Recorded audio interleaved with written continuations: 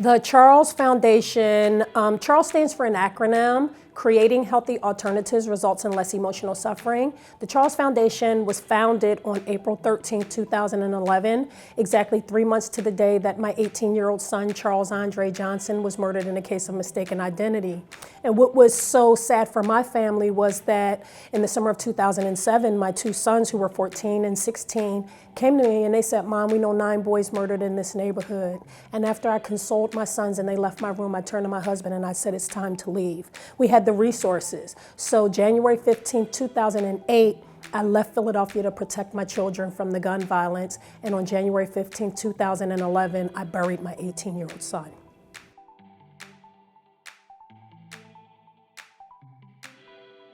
I don't think it's a young person's responsibility to break out of the cycle of poverty. I think it's our responsibility to give them the door and open the window for them to break out of poverty.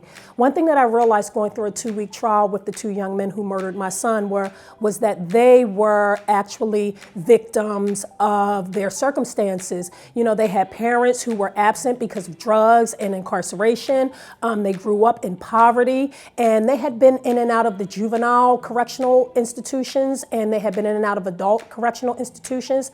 And my homicide detective said, "You know, Movita, these boys were going to harm someone. You know, we knew that they were going to harm someone at a young age." And I was really baffled by that. And what I said to my homicide detective was, "So you had them and you didn't fix them." So it's our responsibility to fix the broken system, to make sure that these young people have access to education, access to resources, access to clean air and water, access to food, access to safe, affordable housing. And it's not a child's responsibility to make sure that they have those things. It's our responsibility.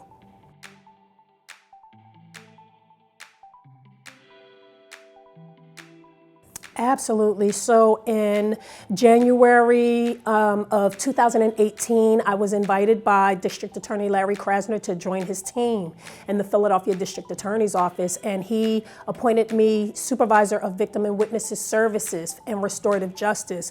And through that position, I was actually able to change the scope of that office to make it first and foremost look more like the community that it represents. And then secondly, I was able to create a model called the Philadelphia Cares model that brought $1.6 million to Philadelphia and 15 jobs.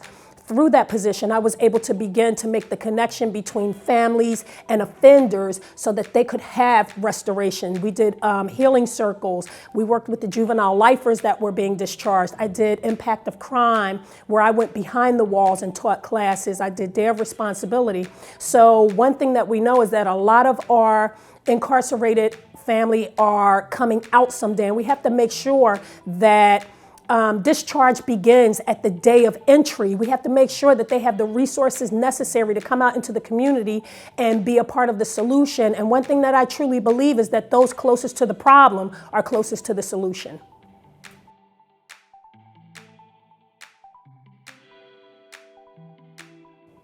It was extremely difficult for me growing up in 5 generations of poverty and 5 generations of addictions, and having seen my father murdered at 8 years old. And if I could turn back the hands of time and give myself some suggestions, it would be just love yourself and appreciate yourself. And you are whole in who you are. You are whole. And there's somebody that will reach out and help you, but just hold on and just love you.